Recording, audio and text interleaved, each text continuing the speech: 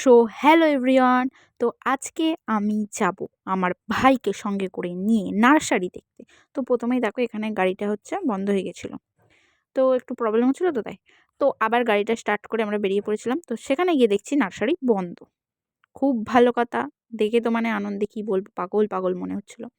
তো তারপর আমরা আবার বাড়ি ফিরে এলাম। দাঁড়িয়ে থেকে কি করব, অত সময় নেই দাঁড়িয়ে থাকার। তো এখানে রাস্তাগুলো দেখো, দুদিকে এত গাছপালা, কি বলবো। তো তারপর ভাবলাম শুধু শুধু বাড়ি যাব কেন, তো আমরা একটা পছন্দের খুব ভালো লাগার একটা জায়গা মাথারার মন্দির, এখান থেকে ঘুরে আসি। কেন বলো তো ভালো লাগার জায়গা? কারণ এখানে আমার একটা প্রিয় মানুষের সাথে আমার প্রথম দেখা হয়েছিল। সিরিয়াসলি গাইস, প্রথম দেখা হয়েছিল, তাই আমার জায়গাটা এত ভালো লাগে, এত পছন্দের জায়গা। তাই জন্য।